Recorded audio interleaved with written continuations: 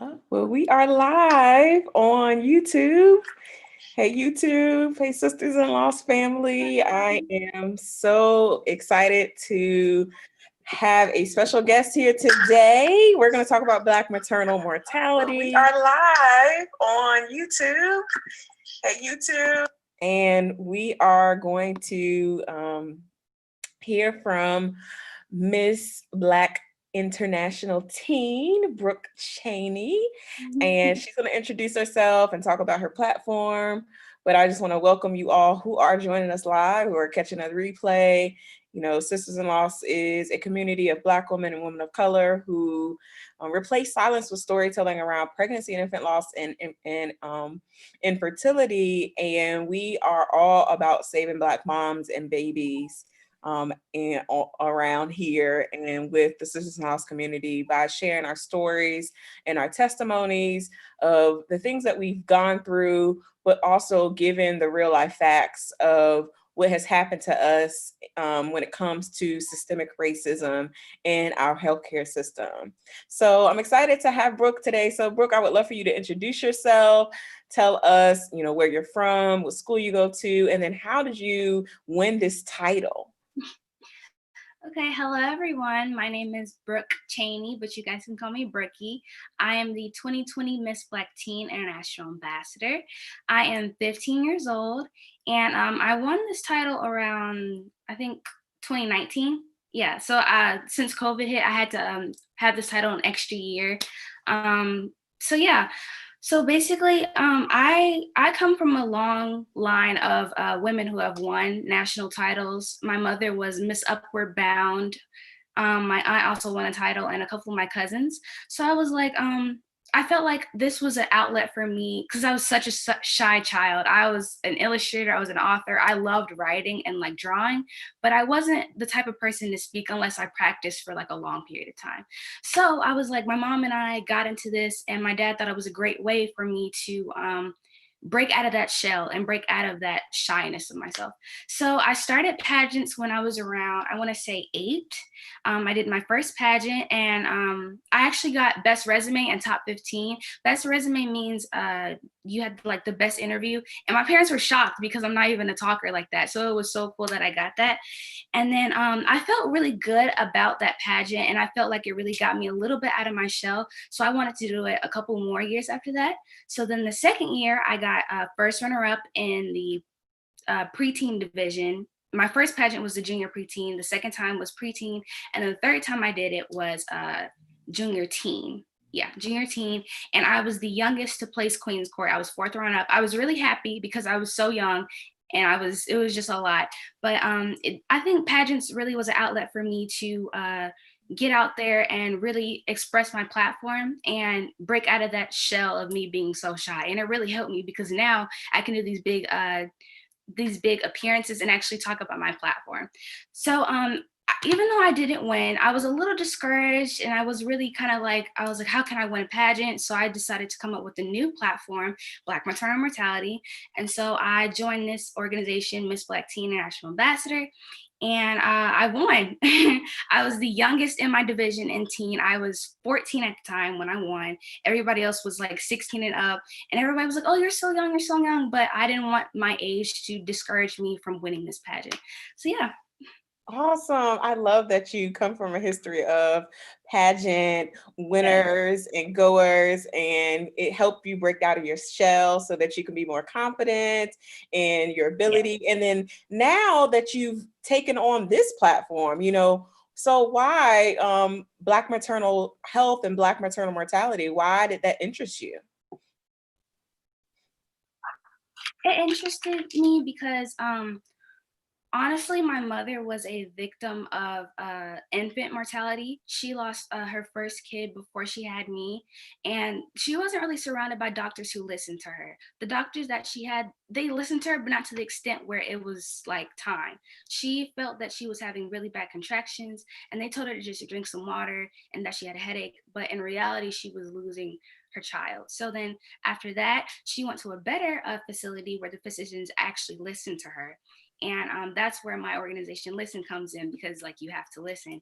And so they actually listen to her, and I am the result of that today. So I really got passionate about it because I know so many people in my community who have experienced poor healthcare, and who are not equipped with the tools and things that they need for healthcare and bearing a child.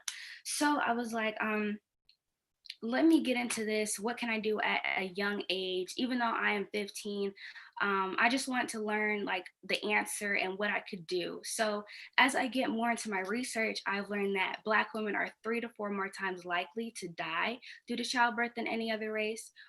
Black women, 36% of Black women's death is because of childbearing, and because we don't have the resources and things that we need to get into this. So I was like, let me find an answer. What can I do? So that's how I developed my organization Listen, which stands for Leading Initiatives to Save the Existence of Black Women Now. Sorry, it's a tongue twister. And No, I love that. I love it. And I didn't even know the history of it. So I would love for you to share more about Listen and what you're doing with the organization. yeah, so that's so I wanted to build around how can I bring awareness to Black maternal mortality. So at first I was like, okay, Black women's health. I wanted to get into something more specific that people would actually like be like, oh, that's interesting. Tell me more about it. So I got into Black maternal mortality, and I wanted to raise the awareness. So I wanted to raise the awareness by speaking about it, doing these engagements and everything. But I also wanted to get people engaged and get people engaged in like how to help and like find the answer. So I developed my company Listen, which stands for, like I said, leading the initiatives to save the existence of Black women now.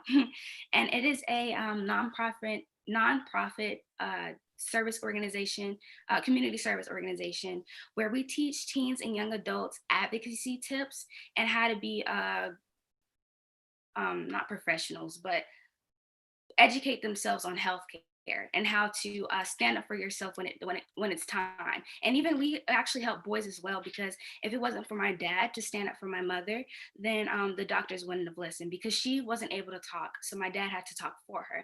So we don't just do this for girls. We do this for men as well. So we help with tips. We explain the background of Black maternal mortality and why it is so important for our community. And then afterwards, we go to these local facilities, healthcare facilities, and we pass out You Matter gift baskets, which are equipped with like body butter or advocacy. It's like a list of advocacy tips that are within it. And what else is in there? There's like a whole bunch of things that will like help them feel like they're not alone. Because I know my mother, when she was going through these things, she felt alone. But then when she got to her church, she learned that there were many other women at that church that went through the same things that she went through. So it's hard going through that, but knowing that you're not alone really helps. So we do that. And then afterwards, I talk with some of the healthcare physicians and healthcare professionals and physicians, and I passed out these little Listen wristbands. And having that really helps me, because then people were like, oh, what's that wristband? And it's like, oh, let me get engaged. So that's really how I do it. I love it. I absolutely love that you are helping women find their voices, young women and girls find their voices, and boys to really Yes. advocate for themselves and their bodies and the autonomy of themselves. And it just kind of goes forward. You're paying homage to, your brother or sister that was in heaven that your mom lost, but also you're carrying on this legacy because you know how important it was to your parents. Obviously, you wouldn't be here if there wasn't advocacy from your dad for your mom during her pregnancy with you. Right. So I love this. I love Listen. I love what you're doing. So I would love for you to share with us, how can we support your platform? How can we be involved in Listen? Obviously everything now is virtual. So you have a lot of sisters-in-laws who would love to support your organization and, be a mentor or help support with gifts for the gift boxes and things like that. So how can we support you? So you can support me by you can go to my website. You can actually inbox me, say, oh, I want to get involved, and then I'll help you climb aboard to listen. I'll get you into these seminars, and we can also do the community service afterwards. And honestly, I just need all the help I can get with, since it's COVID, I wasn't really able to do what I exactly wanted to do. But I've been just doing these speaking engagements and getting out there, making sure people know my awareness. So that way, when it's time and COVID is over, I can get a lot of people on board and we can all do this together. And really, my part is to really research the answer, because I've always wondered if it was based around systemic racism, or if it was based around diet, or just the environment, or just the healthcare facility as its own. And I haven't really found the answer, because I know it's not based around the demographic of women, because actually Beyonce and what's her name, Serena Williams, they're one of the richest women in the world, and they actually went through a hard time with bearing their kids. So it's not based around that, because even some of the people who have all the money in the world, they even go through these problems as well. So really just helping me raise the awareness. Wearing those wristbands really helped me, because then people actually want to learn more about it and see what I'm doing. So yeah. Awesome. So where is your website and what we can find more about your organization and follow you on social media? Obviously, we want to keep up with you because you're doing amazing things. My social media is MISS, which is Miss Brookie C, BROOKIEC. And then my listen page is listen dot underscore now. And then my website is actually in my bio on Listen, but actually I forget the name of the website, because I created it on Wix when I was doing in school.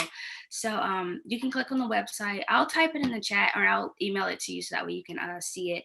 But click on that website. There you can see all the blogs that I've done talking about this and sharing my awareness and experiences that women have had. And also you can see what I do, my organization, a little bit about me as well, as a 15-year-old teen queen. And then when you scroll all the way to the bottom, you can see in the chat. And then you can always, that's how you can have conversations with me and get in touch with me. Awesome. Well, you let us know here, Sisters in Law, what other things we can do to help you continue to advocate with other teens and young adults around Black maternal health and Black maternal mortality. So thank you so much, Brookie, for being on this. This was such a great live. If you all have any questions for her, definitely I'll leave all her information in the description box. Definitely go down, click it, follow her, and definitely go in her inbox so that you can learn more and be a part of the initiatives that she's doing. So thank you again. Thank you so much for having me. You're welcome.